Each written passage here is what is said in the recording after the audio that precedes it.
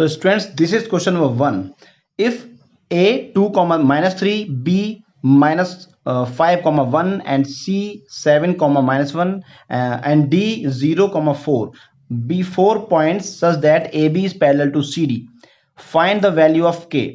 हमें यहाँ 4 points given है और ये बता रखा है कि AB और CD पैरेलल है। AB और CD जो लाइंस बनेंगी वो पैरेलल होंगी, ठीक है।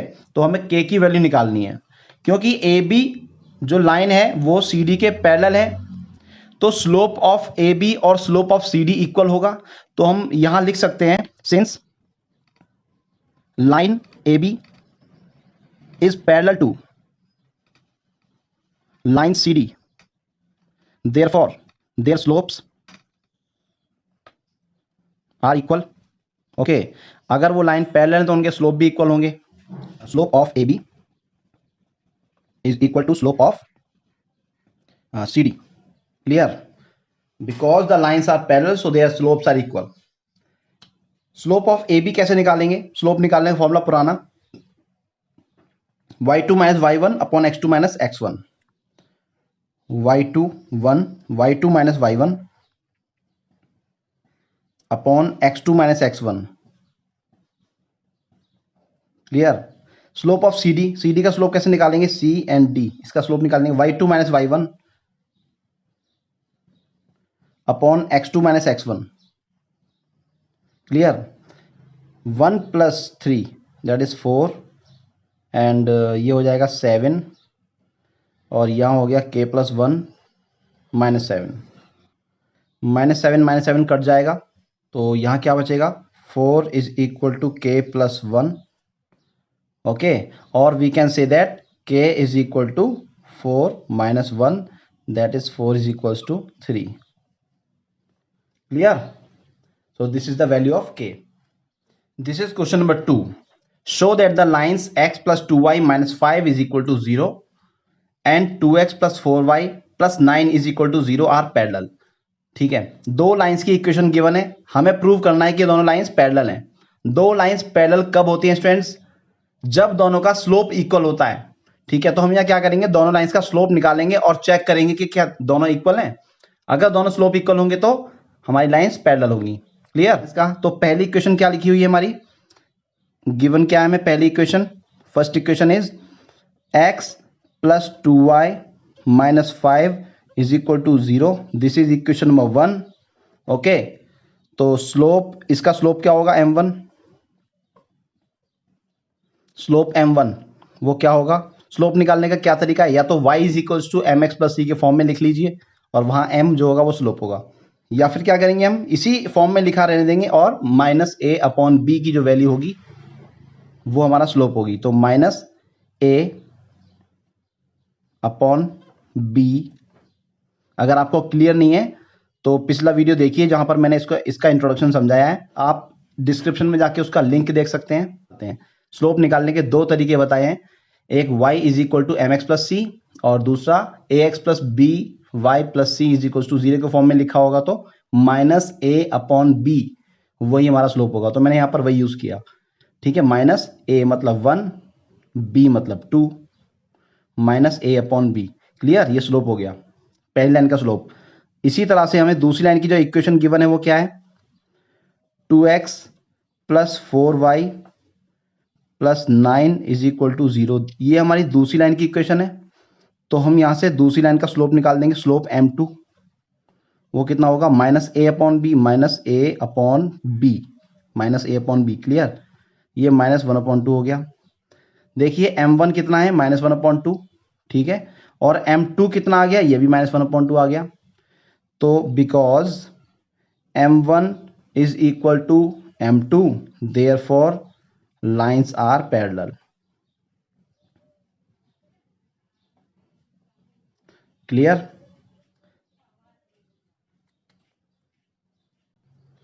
Students, this is question number 3. Find the value of k for which the lines kx plus 2y plus 3 is equal to 0 and 8x plus ky minus 1 is equal to 0 are parallel. यहां दो lines की equation given है, एक और एक ही दूसरी, और ये दोनों लाइंस पैरेलल हैं। ओके, जब दो लाइंस पैरेलल होती हैं तो उनका स्लोप इक्वल होता है, तो हम यहाँ इन दोनों लाइंस का स्लोप निकालेंगे और इक्वल रख देंगे और वहां से k की वैल्यू फाइंड आउट करेंगे। ओके, तो वी हैव गिवन, हमें जो फर्स्ट इक्वेशन गिवन है वो क्या है, kx plus 2y plus 3 is equal to 0। This is our equation number 1। Okay, तो स्लोप m1, स्लोप कैसे निकालेंगे, स्लोप क्या होता है, minus a upon b, minus a upon b. Okay, अब ये दूसरी लाइन की इक्वेशन क्या है, दूसरी लाइन की इक्वेशन हमें गिवन है 8x plus k y minus 1 is equal to 0। This is the equation number 2।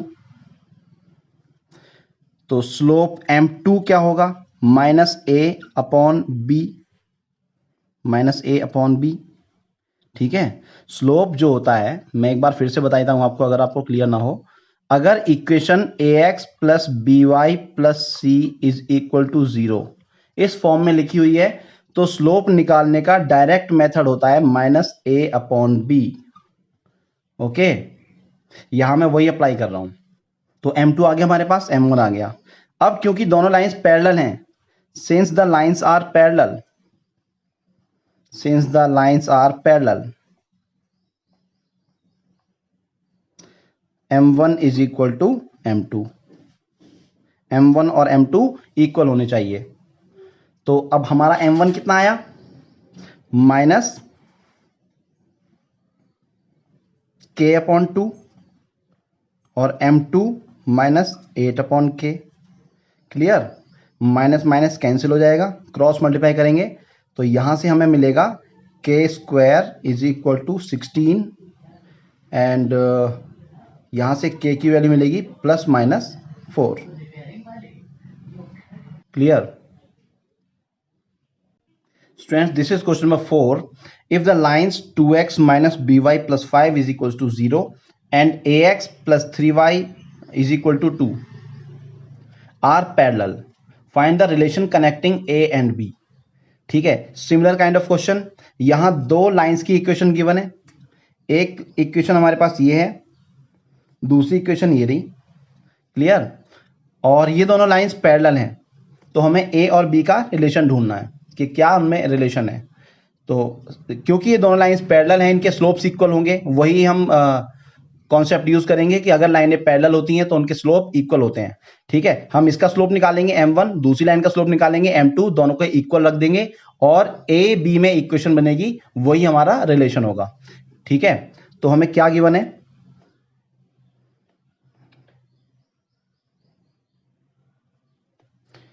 We have 2x minus by plus 5 is equal to 0। This is our equation number 1। तो slope m1 कितना होगा, ठीक है, slope जो पहली line का slope है m1 वो कितना होगा, minus a upon b, minus a upon b, यहां b माइनस बी है। क्लियर, तो ये हो गया माइनस कट जाएगा 2 अपॉन बी। ठीक है,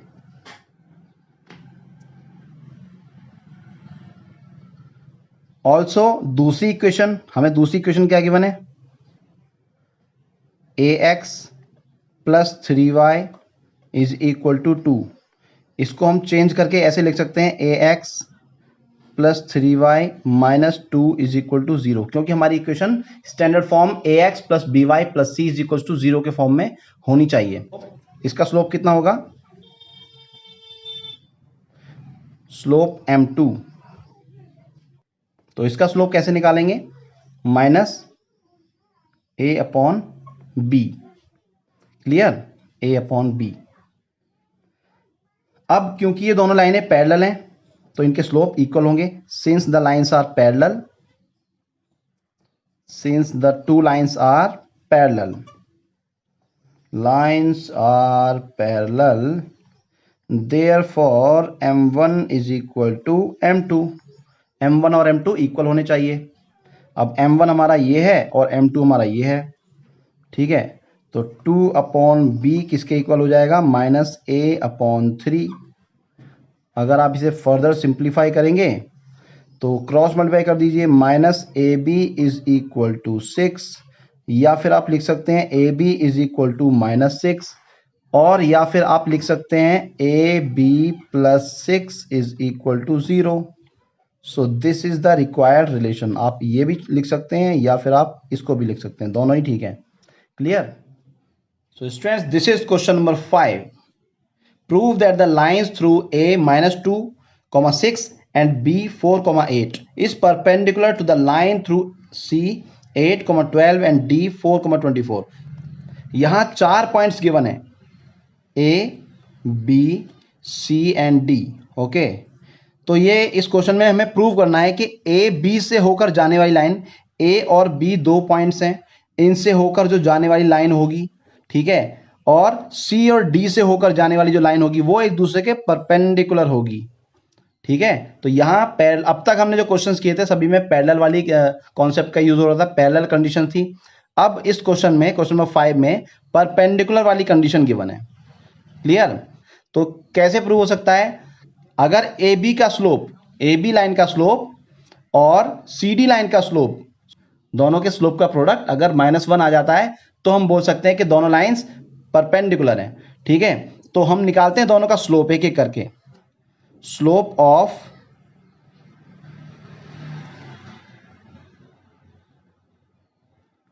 line through A B, A B, A और बी से होकर जाने वाली लाइन जो होगी उसका स्लोप क्या होगा? ए और बी से होकर जाने वाली लाइन, स्लोप निकालने का फॉर्मूला क्या है? y2 - y1 x2 - x1। तो 8 - 6 अपॉन 4 - -2। क्लियर? ये आ जाएगा आपका 2/6 जो हो जाएगा 1/3। क्लियर? इसी तरह से हम निकाल देंगे slope of line, slope of line through C and D, C और डी से होकर जाने वाली लाइन की का स्लोप क्या होगा? यहां भी वही करेंगे, y2 - y1 24 - 12 upon x2 - x1 4 - 8। ये आ जाएगा 12/-4, और अगर कैंसिल करोगे तो -3 आ जाएगा। क्लियर? यहां हमें अब क्या करके देखेंगे, अगर हमें परपेंडिकुलर की कंडीशन फुलफिल करनी है तो दोनों स्लोप का प्रोडक्ट निकालना होगा। m1 इंटू m2 करके देखते हैं, अगर ये -1 आ जाता है तो दोनों लाइनें परपेंडिकुलर होंगी, नहीं तो नहीं होंगी। m1 इंटू m2, m1 कितना है? 1/3। ओके, मतलब स्लोप इसको हमने m1 बोल दिया, और ये हमारा m2 हो गया।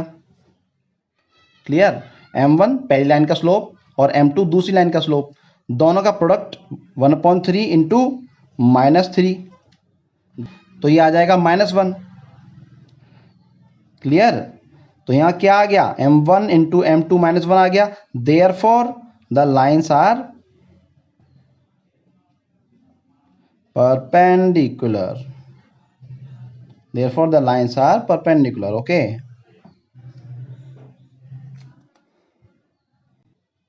Student, this is question number 6। यहां हमें 4 पॉइंट्स गिवन है, ठीक है, और A B and C D जो लाइंस हैं वो परपेंडिकुलर हैं एक दूसरे के। हमें एक ध्यान रखना है कि पैरेलल है या परपेंडिकुलर। तो यहाँ गिवन है कि परपेंडिकुलर है एक दूसरे के, हमें के की वैल्यू फाइंड आउट करनी है। ठीक है, तो ए बी और सी डी लाइंस अगर परपेंडिकुलर है तो उनके स्लोप का प्रोडक्ट -1 होगा, उसी को हम यूज करेंगे। तो पहले उनका स्लोप निकालते हैं। ठीक है, सबसे पहले निकालते हैं slope of A B. A B का स्लोप निकालने के लिए क्या करेंगे? ए बी है, ए ये रहा, बी ये रहा, तो y2 - y1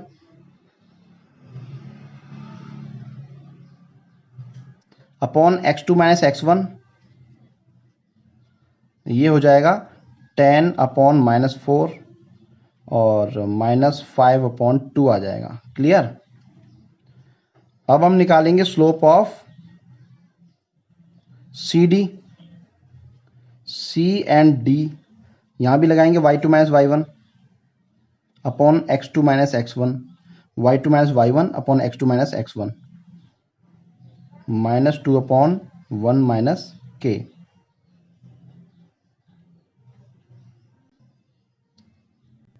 ये आ गया स्लोप ऑफ सी डी। तो अगर अब ये दोनों लाइनें परपेंडिकुलर हैं, since the lines are perpendicular, ऐसे लिखते हैं, since A B perpendicular to C D. अगर ए बी और सी डी परपेंडिकुलर हैं तो slope of A B into slope of C D equal to -1 होना चाहिए। Clear? Slope of A B कितना है? -5/2 into slope of C D कितना है? -2/1 - k इज इक्वल टू -1। यहाँ ये कट जाएगा, कैंसिल हो गया, माइनस माइनस प्लस हो गया, यहाँ हो जाएगा 5/1 - k is equal to -1। Clear? Cross multiply कर देंगे, क्रॉस मल्टीप्लाई किया तो ये हो जाएगा 1 - k इज इक्वल टू -5 और यहाँ k आ जाएगा 1 + 5, k की वैल्यू हो गई 6। Clear? Friends, next question is prove that the lines. यहाँ प्रूव करना है हमें कि ये लाइन और ये लाइन ये दोनों एक दूसरे के परपेंडिकुलर हैं। ठीक है? परपेंडिकुलर प्रूव करने के लिए हमें क्या करना होगा? दोनों का स्लोप निकाल के दोनों का स्लोप का प्रोडक्ट करेंगे। अगर वो प्रोडक्ट -1 आ जाता है तो ये दोनों लाइनें परपेंडिकुलर होंगी। तो हम निकालते हैं अपनी दोनों लाइंस का स्लोप। ठीक है? तो पहली लाइन क्या गिवन है हमें? 2x + 3y + 8 is equal to 0। ये हमारी फर्स्ट इक्वेशन है। यहां से स्लोप निकालेंगे तो इसका स्लोप क्या होगा? स्लोप इसको नाम दे देते हैं m1। वो कितना आएगा? -a/b आ गया a/b। क्लियर? अगर आपको ये नहीं पता है तो आप डिस्क्रिप्शन में एक लिंक दिया हुआ है कि ये स्लोप कैसे निकालेंगे, तो आप उसे देख सकते हैं और उसे देखकर आप पहले सीख लें, उसके बाद ये वीडियो देखें। ठीक है? अब हमें दूसरी इक्वेशन क्या गिवन है? 27x - 18y + 10 is equal to 0। ये हमारी दूसरी इक्वेशन है। तो हम इसका भी स्लोप निकाल देते हैं और उसको नाम दे देते हैं m2। ओके? क्या होगा? ax + by + c के फॉर्म में ये भी लिखी हुई है। तो क्या होगा? -a/b b यहाँ पर -18 है। क्लियर? तो ये माइनस माइनस कट जाएगा और ये आ जाएगा 9 से कटेगा 3/2। ये आ गया हमारा स्लोप m2। अब हम अपने दोनों स्लोप का प्रोडक्ट करेंगे, m1 इंटू m2। ये करके देखते हैं। m1 कितना है? -2/3। m1 की वैल्यू -2/3 और m2 कितना है? 3/2। ठीक है? देखिए दोनों कट जाएंगे, क्या बचेगा? -1। ठीक है? आ गया -1। Since m1 into m2 is equal to -1, therefore lines are perpendicular।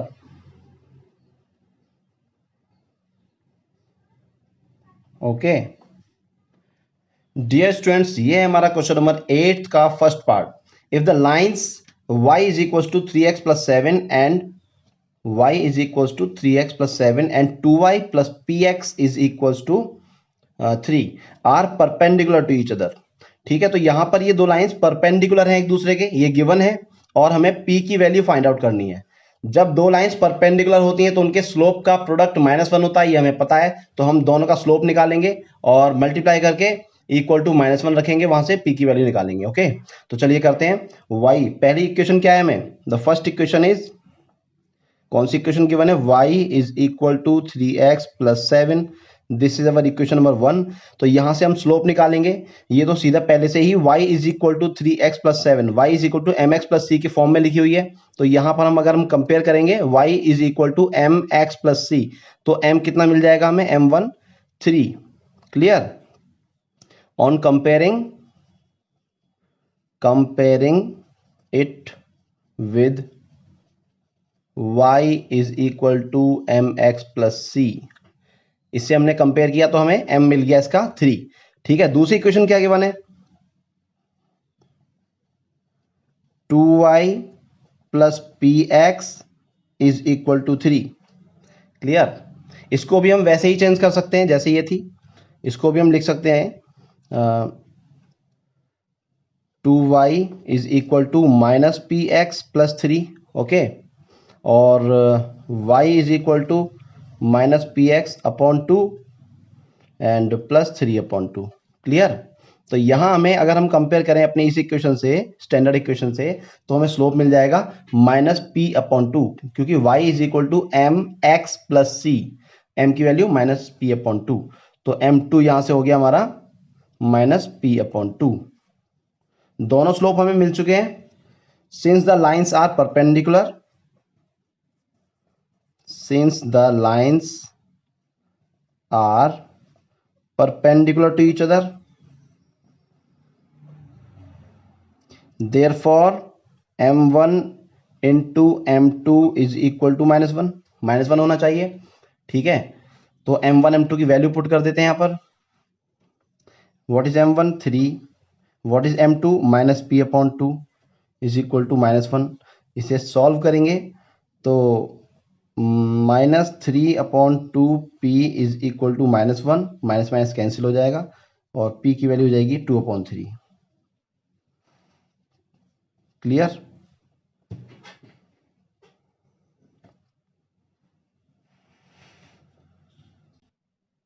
Students, this is question number 8 part 2।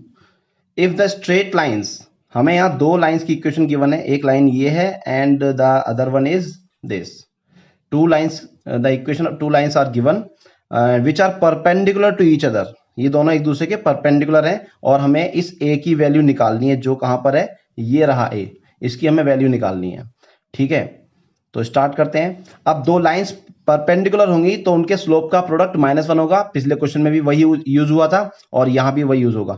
दोनों लाइंस का स्लोप का प्रोडक्ट -1 होगा, तो दोनों लाइंस का स्लोप निकालते हैं। पहली इक्वेशन क्या गिवन है हमें? पहली इक्वेशन गिवन है 3x - 5y is equal to 7। अगर यहां से स्लोप निकालें तो स्लोप निकालने के दो मेथड मैंने आपको बताए हुए हैं। y is equal to mx plus c के फॉर्म में अगर लिखी हुई है तो m स्लोप होगा, और ax plus by plus C is equal to 0 के फॉर्म में लिखी हुई है तो -a/b होगा स्लोप। ओके, तो अभी यहाँ equation ax plus by plus c के फॉर्म में कन्वर्ट कर लेते हैं इसको। 3x - 5y - 7 is equal to 0। This is our equation number 1। और अगर हम यहाँ से स्लोप निकालेंगे तो हमारा m1 कितना आ जाएगा?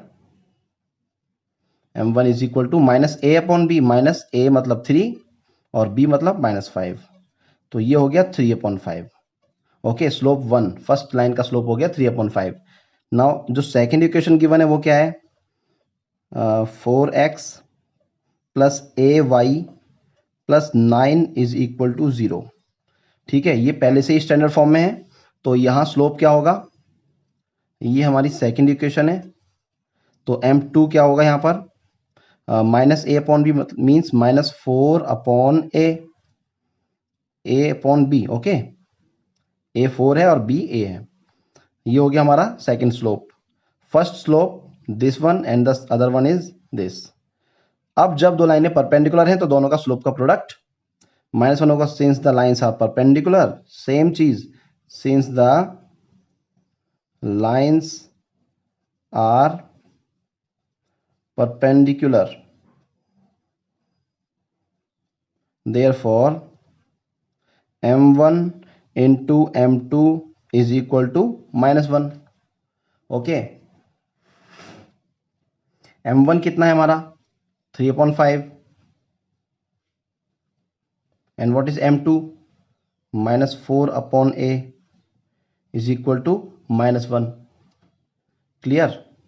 इसको सिंप्लीफाई करेंगे तो ये हो जाएगा -12/5a is equal to -1। Clear, minus से माइनस कैंसिल हो गया। a की वैल्यू कितनी आ जाएगी? a उधर जाएगा तो a की वैल्यू आ गई 5/12। क्लियर।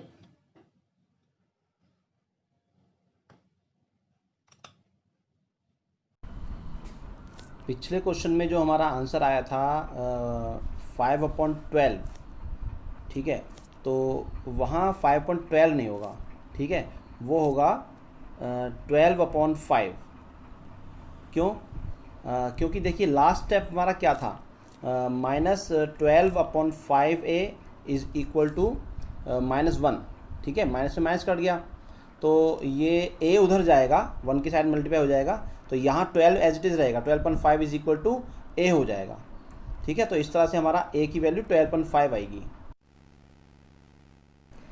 देखिए 9th क्वेश्चन में हमें क्या करना है, without using Pythagoras theorem prove that the points A B C are the vertices of a right angle triangle. ठीक है, हमें राइट एंगल ट्राइंगल के वर्टिसेस प्रूव करने हैं ए बी सी को। तो और पाइथागोरस थ्योरम का यूज़ नहीं करना, क्लियर। तो हम अपना यूज़ करेंगे वही स्लोप वाला फॉर्मूला, स्लोप वाला कॉन्सेप्ट। दोनों लाइंस का स्लोप निकालेंगे। अगर कोई दो लाइंस के बीच का एंगल 90 डिग्री हमें प्रूव करना है तो उनका स्लोप निकालेंगे। अगर उनका स्लोप का प्रोडक्ट -1 आ जाएगा तो ये प्रूव हो जाएगा कि दोनों लाइंस आपस में परपेंडिकुलर हैं। ठीक है, तो ये इसी कॉन्सेप्ट को यूज़ करते हैं। तो निकालते हैं अपने ट्राइंगल ए बी सी की तीनों साइड्स का slope. So first of all slope of A B, slope of A B निकालते हैं हम। ठीक है, स्लोप ऑफ ए बी कैसे निकालेंगे, y2 - y1 वाला फॉर्म लगाएंगे। -1 - 3 y1 y2 एंड 3 - 1 ये हो जाएगा -4/2 और ये आ गया हमारा -2। क्लियर। इसी तरह से निकालते हैं स्लोप ऑफ बी सी। तो स्लोप ऑफ बी सी कैसे निकालेंगे, यहाँ भी वही y2 - y1 लगाएंगे। -5 - -1 अपॉन 5 - 3। क्लियर। तो ये हो गया -5 + 1 अपॉन -8। ठीक है, -4 अपॉन -8, यहाँ माइनस कैंसिल हो जाएगा। ठीक है, क्या बचेगा हमारा 1/2। तो यहाँ आप क्लियर देख सकते हैं दोनों का स्लोप का अगर हम प्रोडक्ट करें तो -1 हमें दिखाई दे रहा है। तो हमें आगे दूसरा स्लोप तीसरा स्लोप निकालने की ज़रूरत नहीं है, इन्हीं दो से हमें पता लग जाएगा क्योंकि ये दोनों आपस में परपेंडिकुलर दिखाई दे रहे हैं। इन दोनों स्लोप का प्रोडक्ट करते हैं। ठीक है, slope of A B into slope of B C is equal to -2 into 1/2। Clear. 2 से 2 कट गया, ये आ गया -1। क्योंकि इन दोनों के स्लोप का प्रोडक्ट -1 आ चुका है इसीलिए, ठीक है, हम क्या कह सकते हैं, ये दोनों लाइन एक दूसरे की परपेंडिकुलर होंगी। ठीक है, तो इसे लिख भी देते हैं as the slope, as the product of slope of A B and B C is -1। So we can say that, क्या कह सकते हैं कि A B is perpendicular to B C. A B और बी सी आपस में एक दूसरे के परपेंडिकुलर हैं। अगर हम देखिए एक डायग्राम में बना के देखें, यहाँ ए बी और सी, अगर ये ए बी और बी सी आपस में परपेंडिकुलर हैं एक दूसरे के, 90 डिग्री का एंगल है बीच में। ठीक है, तो हम क्या कह सकते हैं कि ए बी सी एक राइट एंगल ट्राइंगल है। A B C is a right angled triangle. Okay, so students, this is our question number 10. Without using distance formula, show that the points A, B, C and D are the vertices of a parallelogram.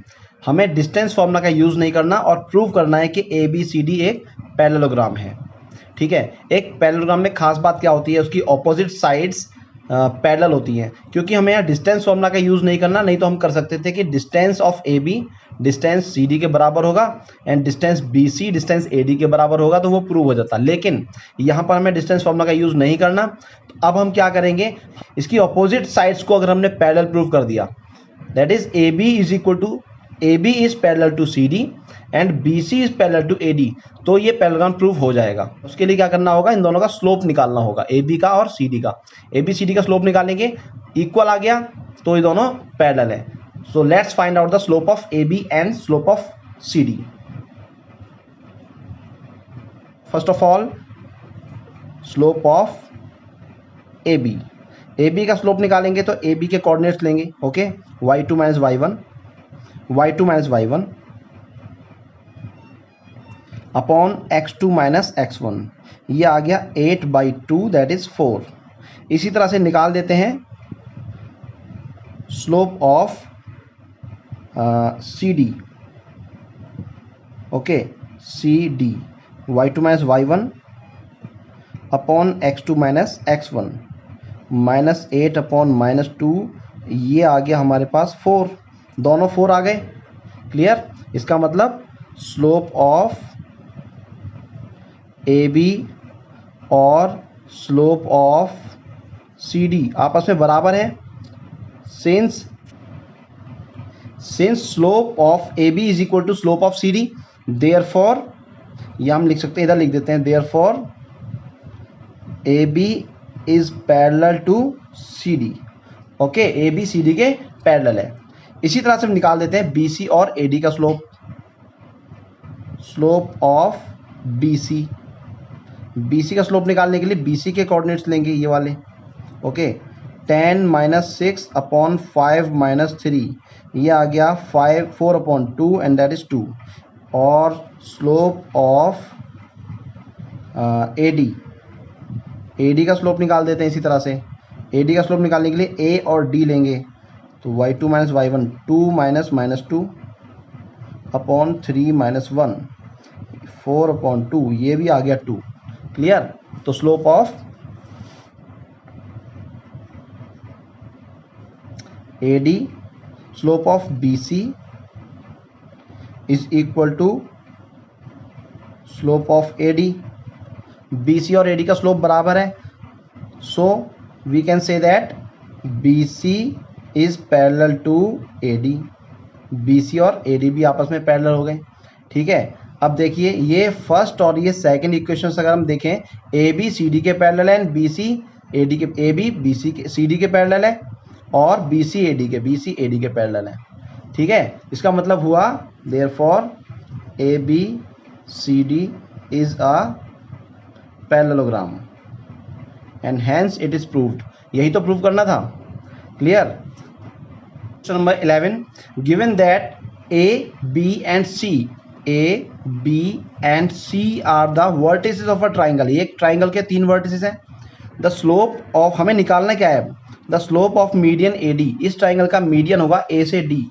ठीक है, इस side का mid point होगा यहाँ कहीं, क्योंकि mid point पे ही आता है मीडियन। ठीक है, तो ये हो गया मीडियन।